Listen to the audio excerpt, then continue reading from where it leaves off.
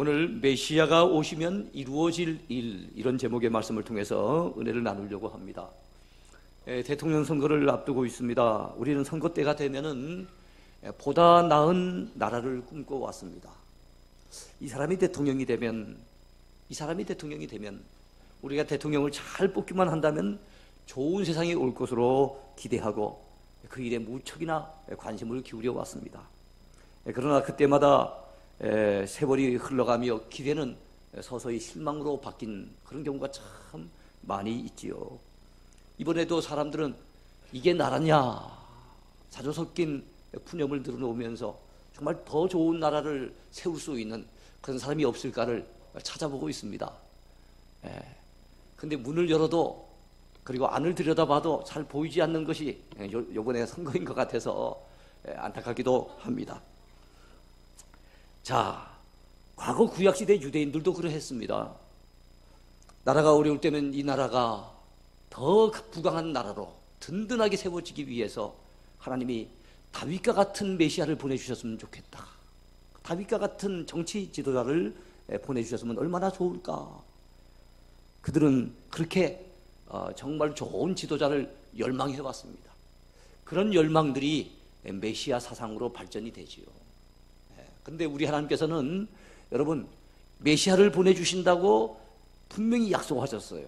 여러 선지자들을 통해서 약속해 주셨지만 그들이 꿈꾸는 메시아와는 이게 서로 맞지 않았어요. 그들은 정치적인 메시아를 꿈꿨고 다윗과 같이 나라를 부강하게 해줄, 이스라엘을 잘 살게 해줄 그런 메시아를 꿈꿨지만 우리 하나님께서 보내주시마 약속하신 메시아는 우리를 죄 가운데 건져주실 메시아, 그리고 이스라엘만 잘 살게 하는 메시아가 아니라 온 인류를 구원해내실 메시아, 바로 그 메시아를 우리 하나님은 약속해 주셨다는 사실입니다. 여러분, 선지자들이 전한 메시지의 구조는 대체적으로 비슷한 구조를 가지고 있습니다. 이사야부터 말라기까지 17권의 선지서를 가만히 보면 그 앞부분은 어떤 내용입니까? 바로 이 나라가 이렇게 어렵게 된 것은 바로 지도자들의 죄 때문이고 백성들의 죄 때문이다. 그 죄를 지적하며 회개를 촉구하며 그리고 회개치 아니할 경우에 주실 하나님의 무서운 심판을 경고하는 그런 메시지로 구성되어 있습니다. 그리고 그 후에 후반부에는 그럼에도 불구하고 하나님의 택한 백성들, 선민들을 하나님이 버리지 아니하시고 때가 되어지면 다시금 회복시켜 주실 것을, 다시금 구원해 주실 것을, 달리 말한다면 소망의 메시지를 그들에게 약속해 주셨어요. 그리고 그 소망의 끝은 항상 메시아로 오실 예수 그리스도로 연결이 됩니다.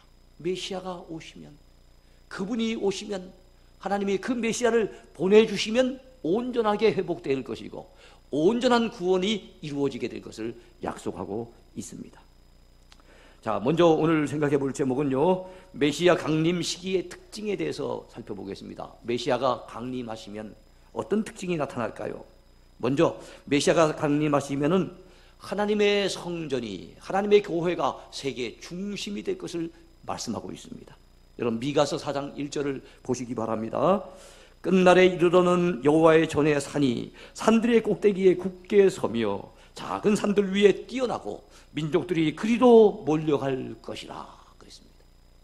여러분, 끝날에 이르러는, 끝날이 언제입니까? 메시아가 오시는 그때. 메시아가 처음 초림하신 날도 끝날이고 그때로부터 시작해서 다시금 메시아가 재림에 오시는, 그래서 이 세상의 모든 것들을 종결짓고 완성하시는 그날을 또한 끝날이라고 얘기할 수가 있을 겁니다. 이건 다중적인 의미가 있는데요. 자, 그 끝날에 이르게 되어진다면은, 메시아가 강림하시게 된다면 여호와의 전의 산, 여호와의 전의 산이 뭡니까? 여호와는 하나님의 이름이잖아요. 여호와의 전은 하나님의 성전을 얘기합니다. 그 성전이 서 있는 산, 시온산이죠. 어디에 있습니까? 예루살렘에 있지요. 자, 그런데 많은 민족들이 그리로 몰려간다는 거예요. 그리고 그 성전, 하나님의 성전이 세워진 그 산이 작은 산들 위에 굳건히 서게 된다는 겁니다. 뛰어나게 된다는 겁니다. 세상에 많고 많은 산이 있지만 가장 높은 위치에 무엇이 위치했느냐? 하나님의 성산이 위치해 있게 될 것을 예고하는 것입니다. 이거는 무슨 뜻일까요? 그것은 메시아가 오시게 된 이후에는 하나님의 성전이 있었던 예루살렘이 세계의 중심이 되어지고 많은 민족이 예루살렘을 사모하고 예루살렘에 가는 것을 갈망하면서 그리로 몰려들 것을 예고하고, 2차적인 의미는 바로 예루살렘을 상징하고 하나님의 성전을 상징하는 하나님의 교회가 신약시대 때에는, 예수님이 오시고 난 이후에는, 메시아가 강림하신 이후에는 온 세계 가운데 큰 영향력을 끼치는, 그야말로 세계의 중심이 될 것을 예고하고 있는 거예요. 그뿐만이 아닙니다. 메시아가 강림하시면은 수많은 이방 사람들이 하나님의 산인 교회로 몰려와서 하나님의 말씀에 귀를 기울일 것을 미가 선지자는 또한 예고했습니다. 여러분 4장 2절을 보시기 바랍니다. 곧 많은 이방인들이 가며, 많은 이방 사람들이 가며 이르기를, 오라 우리가 여호와의 산에 올라가서 야곱의 하나님의 전에 이르자. 그가 그의 도를 가지고 우리에게 가르치실 것이니라. 우리가 그의 길로 행하리라 하리니, 이런 율법이 시온에서부터 나올 것이요 여호와의 말씀이 예루살렘으로부터 나올 것입니다. 왜 사람들이 예루살렘으로 몰려듭니까? 왜 시온으로 달려갑니까? 왜 하나님의 교회로 달려옵니까? 그것은 그곳으로부터 하나님의 말씀이 나오기 때문에 그렇습니다. 이방인들이 예루살렘으로 가면서, 이방인들이 하나님의 교회를 향해서 달려가면서 뭐라고 외치고 있습니까? 오라 우리가 하나님의 산에 올라가서 야곱의 하나님의 전에 이르자. 그가 그의 도를 가지고 우리를 가르치실 것입니다. 우리가 그의 길로 행하리라. 이렇게 얘기한다는 거예요. 쉽게 말해서, 야 우리 말씀 들으러 교회 가자. 사람들이 올라오면서 주님을 알지 못했던 사람한테 하나님을 몰랐던 사람들이 교회를 향해 올라가면서 가자, 우리 말씀 들으러 가자. 너도 나도 사람들이 몰려오게 될 그날을 미가 선지자는 꿈꾸면서 예고했는데, 여러분 그의 예언이 그대로 오늘날 이루어져 있지 않습니까? 얼마나 놀라운 일입니까? 하나님을 알지 못했던 자들이었어요. 그들은 구약시대 때는 여러분 하나님의 백성이라고 하는, 선민이라고 하는 이스라엘 백성들조차 하나님의 말씀을 무시해버리고 경멸해버리고 하나님의 말씀에 불순종하면서, 그래서 매를 많이 맞았던 것이 구약시대였는데, 신약시대 때는 하나님을 전혀 알지 못했던 이방인들조차도 하나님의 말씀을 사모하고 하나님의 말씀 듣기를 갈망하고, 그래서 하나님의 전으로 달려나오게 될 것을 예고했으니, 여러분 그 예고가 또한 그대로 틀림없이 이루어졌으니 얼마나 놀라운 사실입니까? 하나님의 말씀은 액면 그대로 이루어집니다. 말씀대로 성취가 됩니다. 하나님께서 그 주의 종 선지자를 통해서 예고하셨던 바대로 그대로 예수님은 이 땅에 오셨고, 그 예언대로 이 땅에서 모든 것들이 성취되었음을 믿으시기 바랍니다. 주님의 초림이 틀림없이 이루어졌다면 주님의 재림도 이루어지게 될 것을 확실히 믿습니다. 메시아가 이 땅에 오시는 때 이루어지는 큰 특징 중에 하나는, 복음이 전파되고 들어가는 그곳에는 평화의 시대가 도래하게 될 것이라는 것입니다. 평화의 시대. 메시아가 평화의 왕이시기 때문에 그의 복음이 전달되어지고 그의 교회가 세워지고, 참으로 그분의 소식이 전달되는 곳에는 평화의 시대가 도래하게 된다는 겁니다. 오늘 어디에 나옵니까? 미가서 4장 3절을 보시기 바랍니다. 그가 많은 민족들 사이에 이를 심판하시며 먼 곳 강한 이방 사람을 판결하시리니, 무리가 그 칼을 쳐서 보습을 만들고 창을 쳐서 낫을 만들 것이며, 이 나라와 저 나라가 다시는 칼을 들고 서로 치지 아니하며 다시는 전쟁을 연습하지 아니하고 그랬습니다. 여러분 여기에 나오는 말 가운데 칼과 창은 무슨 무기입니까? 전쟁 무기입니다. 전쟁용 무기예요. 근데 그것을 쳐서 다 녹인답니다. 그걸 쳐서 뭘로 만듭니까? 농기구를 만드는 거예요. 보습을 만들고 낫을 만드는 겁니다. 보습은 땅을 갈아엎는 데 사용되는 그런 쟁기지요. 그 보습이고, 그리고 낫은 여러분이 잘 아시는 풀베는 그야말로 다 농사에 쓰는 농기구로 탈바꿈이 된다는 겁니다. 왜요? 왜 전쟁 무기를 농기구로 만들려고 합니까? 전쟁이 더 이상 필요 없는 시대가 오기 때문에. 여러분 지금도 정말로 예수님의 복음이 제대로 들어간 곳에는요, 그 지역이 평화로운 것을 우리가 알 수 있어요. 주님이 정말 그 가정에 찾아오셔서 예수 잘 믿는 가정이 되어지면 그 가정은 정말 평화로운 가정이 되는 것을 봅니다. 바깥으로 싸우는 소리가 들리지 않아요. 정말 주의 복음이 제대로 들어가서 그 민족이 복음화되어 가고 정말 기독교적인 그 사상과 그런 어떤 가치관 위에 굳건히 선 나라들은요 별로 전쟁을 모르고 평화롭게 지내는 것을 우리는 볼 수 있습니다. 그렇지 못한 나라들이 많기 때문에 지금 세계 곳곳에 전쟁이 터지는 것이지요. 그렇습니다. 우리 주님은 평화의 왕이십니다. 주의 복음이 들어가는 그곳에 전쟁의 포성이 멎고 평화의 찬송이 울려 퍼지게 될 줄로 믿습니다. 누가복음 2장 14절에서 청군 전사가 찬송하며 이렇게 노래합니다. 평화의 왕이 오신 것을 알고 그들이 뭐라고 외칩니까? 지극히 높은 곳에서는 하나님께 영광이요, 땅에서는 하나님의 기뻐하심을 입은 사람들 중에 평화로다 하니라. 우리 간단히 줄여서 하늘엔 하나님께 영광, 땅에는 평화. 하늘엔 영광, 땅에는 평화. 우리 성탄절을 통해서 많이 듣는 얘기 아닙니까? 왜 땅에는 평화가 임합니까? 평화의 왕이 오셨기 때문에 그렇습니다. 할렐루야. 두 번째 제목입니다. 메시아 강림과 관련된 구체적인 예고입니다. 미가서 4장에서 미가 선지자는 메시아 왕국이 도래할 것을 예고하였습니다. 그런데 그 메시아 왕국은 그 왕국을 통치하실 메시아, 그분이 오셔야만 진정으로 시작이 될 수 있다는 사실 아닙니까? 메시아 왕국이 임할 것을, 그래서 이방인들도 그 왕국으로 달려올 것을 예고했던 미가 선지자는 정말로 그 메시아가 오셔야만 그 왕국이 시작될 수 있는데, 그 메시아가 오신다는 것을 얘기하면서 구체적으로 어디에서 오시느냐, 메시아가 탄생하실 장소까지도 예고하고 있습니다. 어느 도성입니까? 작은 성이지만 베들레헴 성, 유대 땅 베들레헴에 예수님이 오신답니다. 메시아가 오신답니다. 할렐루야. 그런 말씀이 미가서 5장 2절에 나와 있어요. 한번 보시기 바랍니다. 베들레헴 에브라다야, 너는 유다 족속 중에 작을지라도 이스라엘을 다스릴 자가 내게로 나올 것이라. 그의 근본은 상고의 영원에 있느니라. 여러분, 베들레헴 원래 다윗 왕의 고향이에요. 다윗 왕의 고향으로 널리 알려져 있는 곳입니다. 근데 다윗의 후손 가운데 가장 탁월한 자손으로 이 땅에 오신 예수 그리스도, 다윗의 후손이라고 하는 이름으로 오실 그 메시아가 탄생하심으로써, 예수님이 탄생하심으로써 더 유명해진 곳이 어디입니까? 베들레헴이에요. 베들레헴의 옛 이름은 에브라다입니다. 에브라다.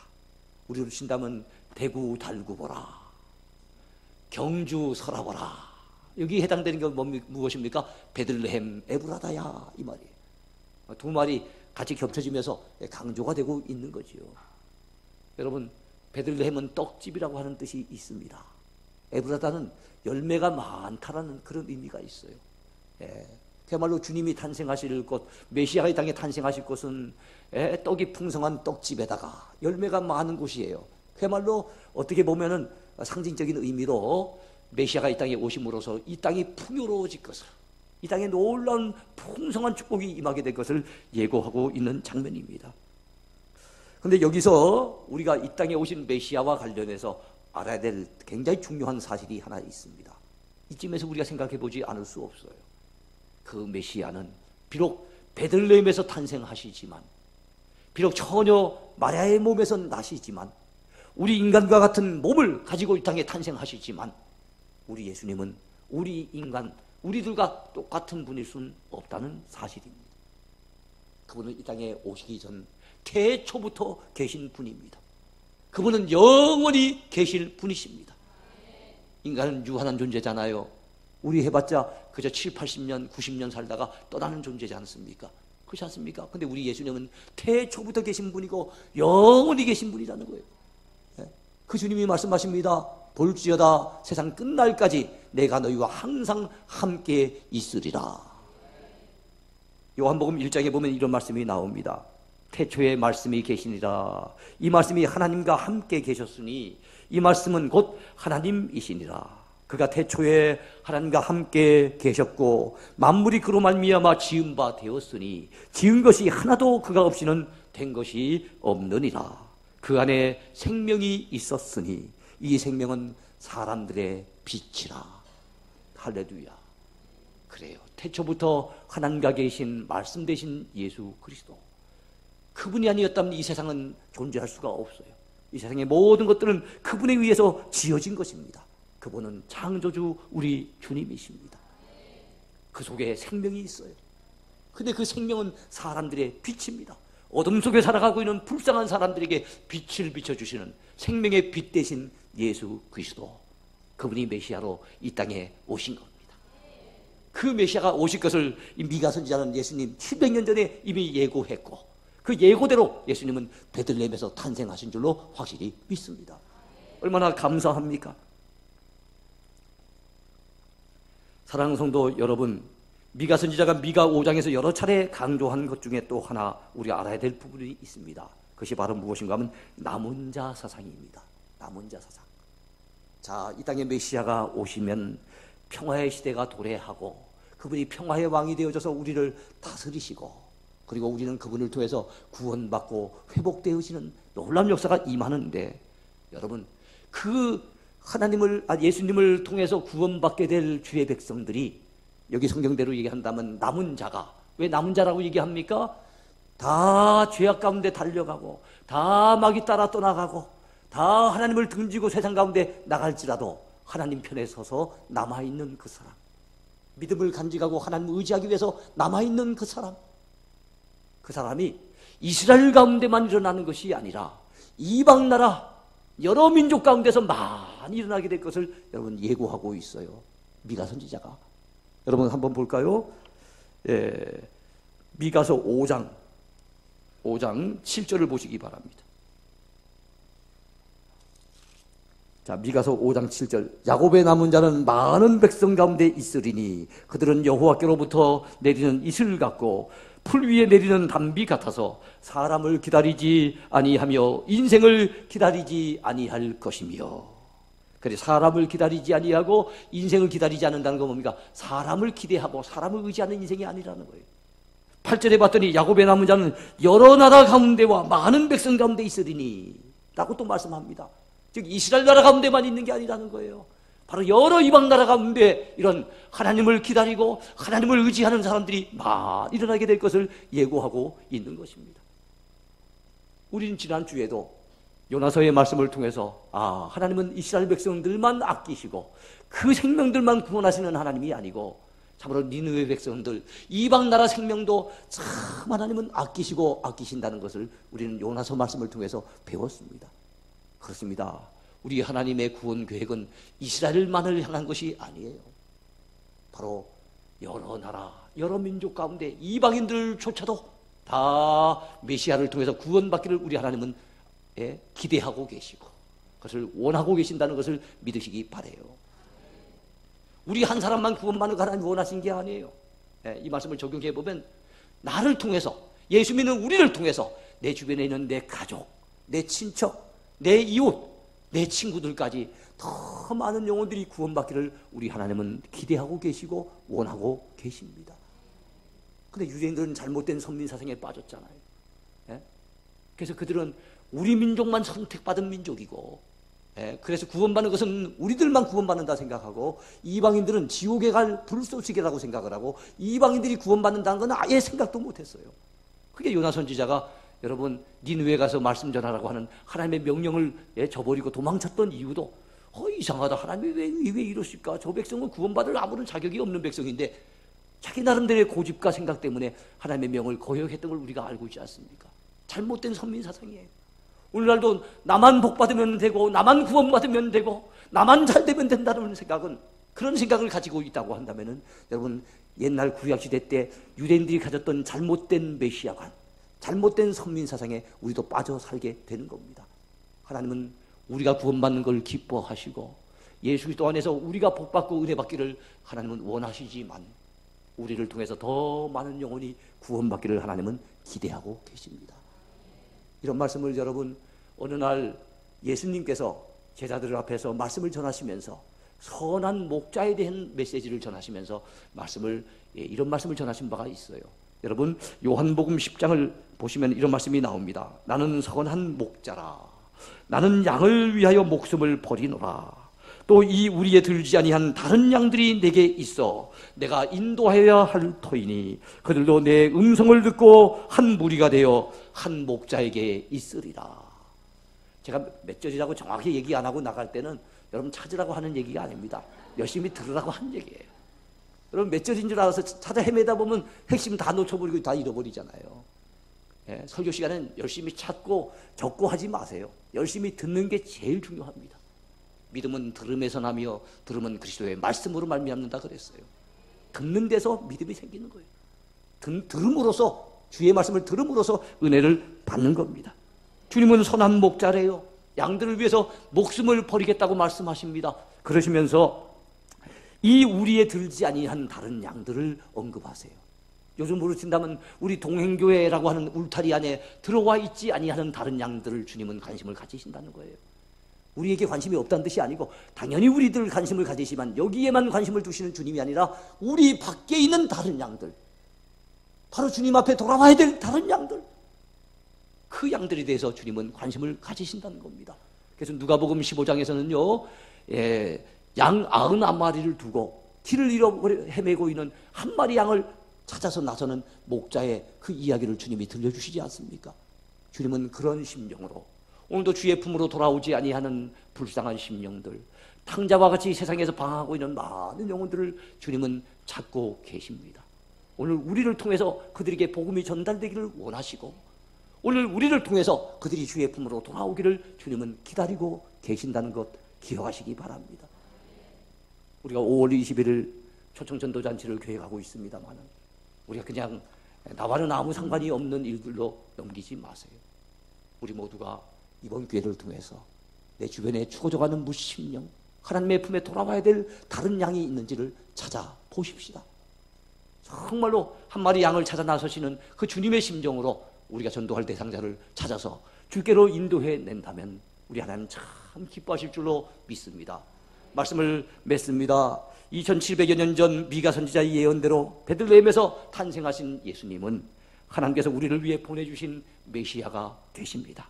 그분은 우리를 구원하시기 위해서 십자가에서 고난을 당하시고 그 목숨마저도 우리를 위해서 내주신 선한 목자가 되십니다. 그분은 사흘 만에 다시 살아나셔서 부활하심으로 말미암아 오늘도 우리와 함께 하시고 우리와 더불어 동행하고 계신다는 사실을 또한 믿으시기 바랍니다. 그 주님은 우리를 버리지도 않으실 것이며 우리를 외면하지도 아니하시고 세상 끝날까지 항상 우리와 함께 하실 줄로 믿습니다. 그 주님은 또한 우리에 대해서 사랑하시고 우리에 대해서 관심을 가지시고 우리를 돌보시는 그 주님은 그뿐만 아니라 이 우리에 들어있지 않은 다른 양물이 돌아와야 될 다른 이방인에 대해서도 관심을 기울이시고 그들 영혼도 아끼시고 그들 생명도 아끼시는 주님이신 것을 우리는 놓쳐버리면 안 됩니다. 그리할 때 그 주님의 그 심정을 가지고 살아갈 때 오늘 우리는 주님 앞에 아름답고 멋지게 쓰임받는 주님의 일꾼이 될 줄로 확실히 믿습니다.